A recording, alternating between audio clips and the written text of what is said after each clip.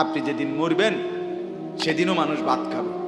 এই গ্রামবাসী ধোকা ধোকা, মহল্লাবাসী ধোকা, এগুলো সব ধোকা, সব ধোকা। বন্ধুরা ধোকা, স্ত্রী ধোকা, এগুলো সব ধোকা। সব ওই রাত্রে খানা খাবো, আপনারে দাফন করে আসি, আরো বেশি খাইবো মানুষের ঘরের থেকে যাইতে আইনা ভাত খাওয়া। আও সারাদিন কাঁদছেন আমনে, শরীর দুর্বল হয়ে যাব খানা না খাইলে।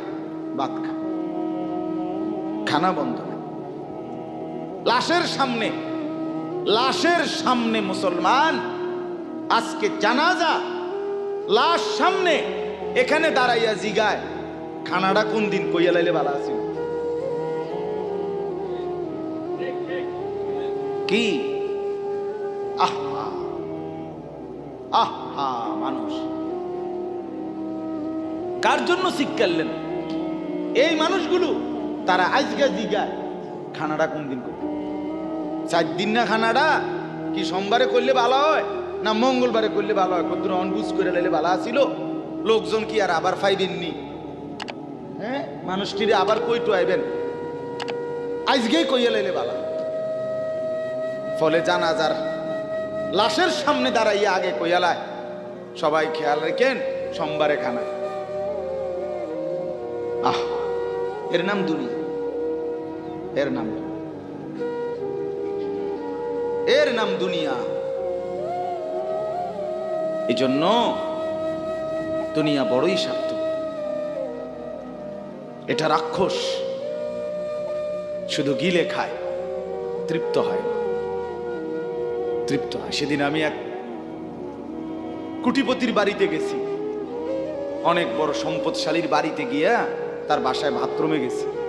দেখি যে বাথরুমের যে দরজা, দরজার যে সিটকারি লাগায়, তো সিটকারিটা আছে, কিন্তু সিটকারিটা যেটার মধ্যে লাগাই ছোট্ট বল্টু একটা, এটার মধ্যে লাগাই যেটার মধ্যে আর এটা নাই।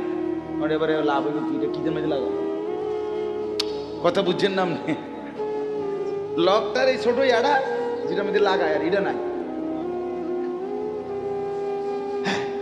তা না, আমি বের হয়ে বললাম, হা ভাইয়া, এরই নাম দুনিয়া। দুনিয়া এমন একটা না একটা থেকেই যায়, সব চাহিদা সব প্রয়োজন পূরণ হয় না, পূরণ হয়। আপনার লাশ যেদিন জানাজা হবে সেদিনও আপনার ঘরের হাজারো প্রয়োজন বাকি থেকে যাবে,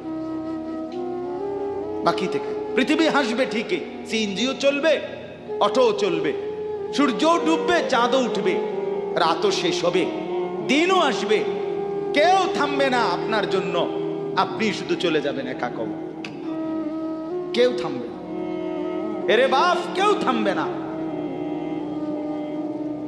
ছেলেরা আজকে বন্ধুর পাল্লায় পড়ে নষ্ট হয়ে যাচ্ছে। আহ, সমবয়সী বন্ধু তোমার উলঙ্গ ছবি দেখায়া, নর্তকী দেখায়া শেষ করে দিল, তুমি বুঝলা না। সমান সমান বন্ধু একসাথে তোমার জুয়ার আড্ডায়, মদের আড্ডায়, নারীর আড্ডায়, আহ, আফসোসের ব্যাপার। ভাবতেই শিখেন একজন মানুষ সুস্থ স্বাভাবিক, একজন সতেজ সবল মানুষ, সে কেমনে এত বোকা, নিজেকে ধ্বংস করে। আমি যখন এখন এই মাত্র যে দিদি আসতেছিলাম গাড়ি দিয়া, একটা ছেলে প্রতিবন্ধী, ছোট একদম প্রতিভা, সে দাঁড়াইয়া রয়েছে মাঝখানে, মানে গাড়ির হরনও বোঝে না, কিছুই বোঝে না। সে পরে আরেকটা ছেলে ধরে তারে এক পাশ করে দেওয়াতে তারপরে আমার গাড়িটা এই এখানে। এই ছেলেটা তো অবুঝ হইতে পারে, এই ছেলেটা তো প্রতিবন্ধী, সে তার ভালো মন্দ বুঝে না। কিন্তু তুমি ছেলে সুস্থ সবল স্বাভাবিক যুবক, তুমি কেমনে নিজের ভালোটা বোঝো না?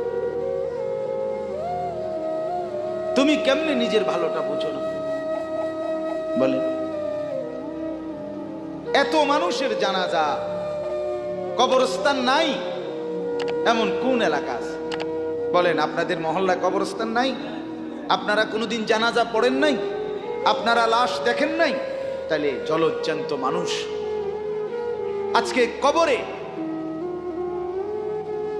জনাব হযরত মাওলানা আব্দুল বারী সাহেব, আমার তো পুরা মনে আছে কত সময় আমার কতদিন বয়ান একসাথে দেখছি, বসছি, কথা বলছি। কোথায় হারিয়ে গেল? কোথায় চলে গেলেন?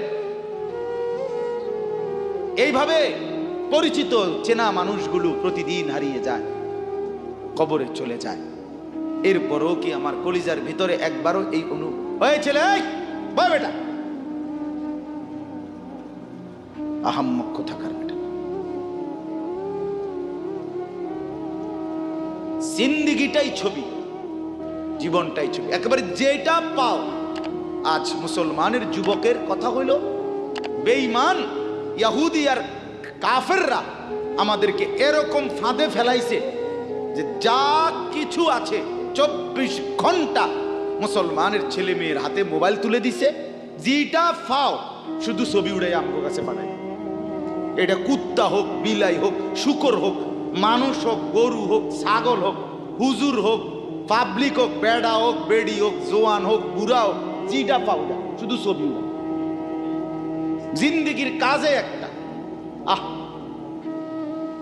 হায় হায় বাপ, তোমরা বুঝো না, বেঈমান তোমাদেরকে বেঁধে ফেলছে, আষ্টে পৃষ্ঠে বেঁধে ফেলছে, গিলে খাচ্ছে, গিলে। একটা সেকেন্ড সিদ্ধান্ত বেঈমানের যে মুসলমানের একটা নড়াচড়া তারা তাদের আড়াল হইতে দিবেন। কারণ এই মোবাইল, এই ইন্টারনেট, এই সব কিছু আমরা যাই ছবি উঠাই করি তাদের হাতে, তাদের কাছে এটার মূল নিয়ন্ত্রণ। তারা দেখে মুসলমানের যুবকদের হালাত কি, চরিত্রের অবস্থা কি, যুবতীদের হালাত কি। যুবতী তার রাত গভীরে অশ্লীল দৃশ্য পুরুষকে দেখায়, যুবক তার রাত গভীরে অশ্লীল কথা, জঘন্য কথা ভিন মেয়ের সাথে বলে। আহা, বেঈমান তখন হাসে, কাফের বেঈমানরা তখন হাসে যে হ্যাঁ দেখছো মুসলমানের অধপতন, মুসলমানের সন্তানের নোংরামি, মুসলমানের সন্তানের অসভ্যতা, এটা তারা হিসাব রাখে। এজন্য ভাইয়া জীবনের কদর করে। একজন হলে একজনই বোঝেন, দুইজন হলে দুইজনই বোঝেন। বাবাদেরকেও বলি, আমার ছেলেদেরকেও বলি, সবাইকে বলি, জিন্দেগির কদর করেন। এই বলতেছিলাম, এটা আমাদের হায়াত, এটা আমাদের জীবনের সবচেয়ে বড় সম্পদ। এই সময়টা, এই হায়াতটা, আমার জীবন, আমার হায়াত, এটাই আমার সময়, এটাই আমার জীবন। যেটা ঘন্টা, মিনিট, সেকেন্ড, এটাই আমার জিন্দিগি। যেটা জিন্দিগি, এটাই ঘন্টা, মিনিট, সেকেন্ড। আমরা মরার আগে মানুষ বা অসুস্থ হইলে, অ্যাক্সিডেন্ট করলে, বুড়া হইলে মানুষে কয় না যে ভাই আমার আর সময় নেই, ঠিক কিনা বলে, আমার সময় শেষ, তার মানে হায়াত শেষ। তাহলে বোঝা গেল যেটা হায়াত এটাই সময়, যেটা সময় এটাই কি বলেন না, হায়াত। হায়াত হায়াত কদর করেন, কদর। ও ভাই, ওই লাল গেঞ্জি, তুমি উঠে কথা বলো, তুমি বাহিরে গিয়ে কথা বলো, যাও। কাফেল কোথাকার, হে নগদ বুঝায়, হে অনেক বুঝাইতে আছে, বুঝতে কি কইছে। তুমি শোনো মিয়া, বললাম না, তুমি আলাদা শোনো। আমি এ ব্যাপারে কঠোর। 10 মিনিটের জন্য যদি বলি, আমার জিন্দিগির সিদ্ধান্ত, গাফেলকে বলবো, অমনোযোগীকে বলবো না, এটা আমার জিন্দিগির ফয়সালা ইনশাআল্লাহ। সমবয়সী বরবাদ করে দিচ্ছে ছেলেদের কাছে, এক সময় না ভালো হতে দিচ্ছে না। আহ, কোন মা বাপ তার সন্তানকে অসৎ করে গড়ে তোলে নাই। মা তার পেটের থেকে অসৎ সন্তান জন্ম দেয় নাই, পবিত্র সন্তান জন্ম দিয়েছিল। মায়ের বুকের পবিত্র দুধ খাওয়াইছিল, দুধ হালাল পবিত্র। মা পবিত্র এক সন্তান জন্ম দিয়েছিল। পরবর্তী এই সমাজ, এই সমবয়সী বন্ধু এই অশ্লীলতার বেহায়াপনার আড্ডা শেষ করে দিস, শেষ করে দিস। চল কোথায়? ওইখানে দেখছি দুইটা মেয়ে হাঁটতেছে, চল পিছে পিছে হাঁটি। চল কোথায়? ওইখানে চল একটু আড্ডা দিয়ে আসি। শেষ। 3টা বাজে বের হইছে, রাত 10টা বাজে ফিরছে। 7 ঘন্টা সমবয়সী 7-8 জন ছেলে একসাথে ঘুরলা, অথচ তোমার লগের এই 6 জন বন্ধু একবারও বলল না যে আসরের নামাজ পড়তি না, মাগরিব পড়বা না, এশার নামাজ পড়বা না। 7 ঘন্টায় যেই বন্ধুরা একবারও তোমারে এক ওয়াক্ত নামাজের কথা বলে নাই, বিশ্বাস করো ছেলেরা, এটা বন্ধু না, এটা শয়তান ছাড়া আর কিচ্ছু না। এটা ইবলিস বেটা, এটা শয়তান, এটা তোরে শেষ করে দিবে। তোর আখিরাত তো শেষ করবে, তোর দুনিয়া তোরে অকর্মণ্য অপদার্থ বানাইয়া একটা আকামলা বানাইয়া ছেড়ে দিবে। শেষ পর্যন্ত এক বদনা আলগি দিতে আর ক্ষেত্রে বলতায়। তার মা যদি বলে এক জগ পানি দাও, পাইতাম না। তার বাপেরে যদি বলে যে তার বাপের লেগে বাজারে এ বাড়িকে বইরা কত বাতগুন দিয়ে আইও, পাইতাম না। কি পারতি না কেন? ভাল লাগে না।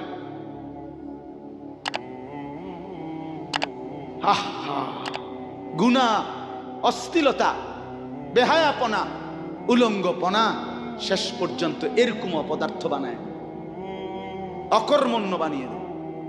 হযরত আব্দুল্লাহ ইবনে আব্বাস রাদিয়াল্লাহু তাআলা আনহু বলেন, প্রত্যেকটা গুনাহ মানুষকে দুর্বল করে দেয়। আপনি যতবার নারী দেখবেন ভিন নারী, খোদার কসম আপনার শক্তি সামর্থ্য দুর্বল হবে। জিনা, ব্যভিচার, মদ, জুয়া, সুদ, ঘুষ, অশ্লীল দৃশ্য, নাচ গান আপনাকে দুর্বল বানাবে।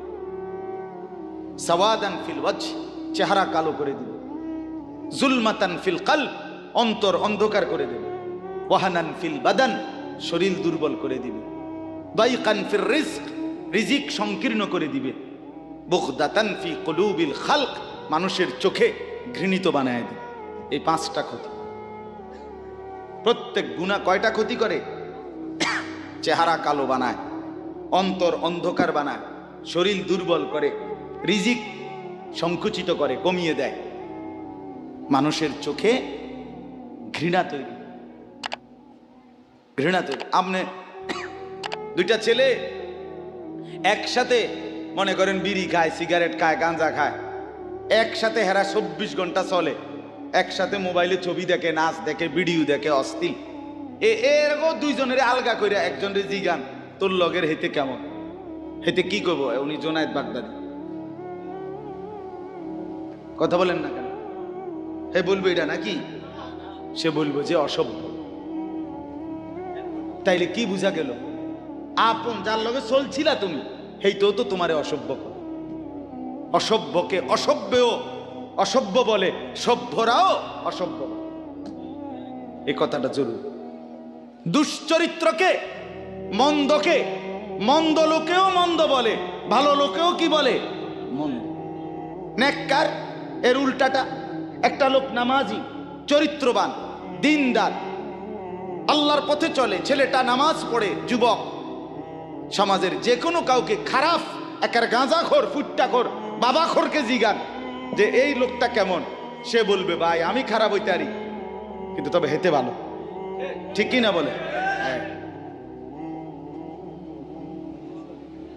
এজন্য প্রিয় বন্ধু, আবারও বলছি, বাপ জিন্দেগি নষ্ট করেন, হায়াতের কদর করেন, জীবনের কদর করেন, জীবন সুন্দর করেন।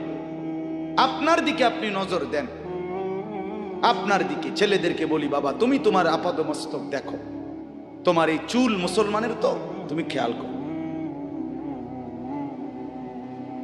গোটা পৃথিবীতে এই আজকে ছেলেদের, তোমাদের যাদের চুল বড় বড় এলোমেলো, এগুলো সবগুলো ইয়াহুদিদের চুল।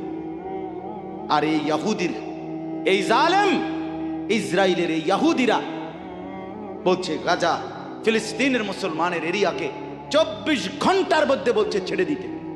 রক্তে ভাসায় ফেলতেছে মুসলমানের তাজা খুন।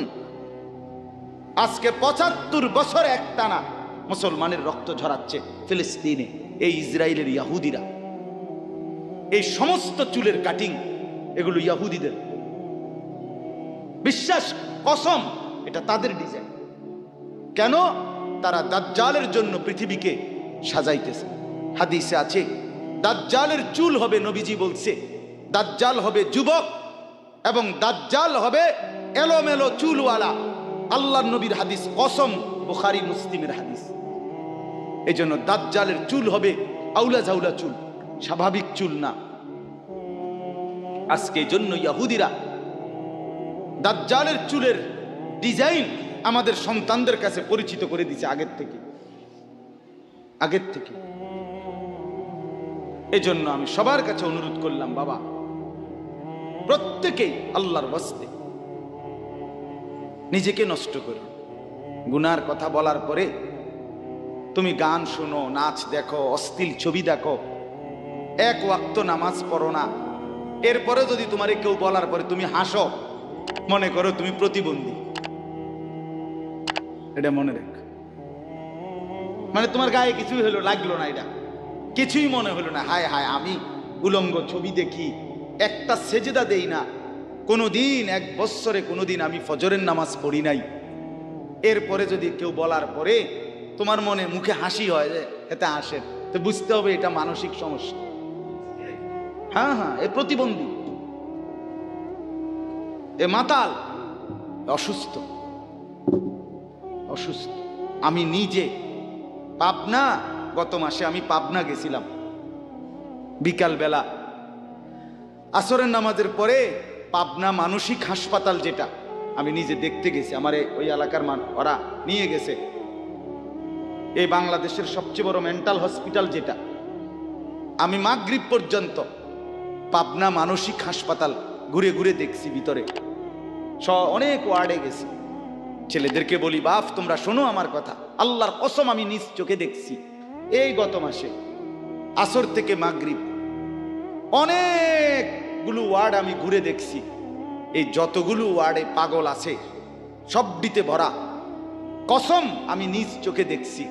100 জনের মধ্যে 2 জনও বুড়া নাই, সব যুবক।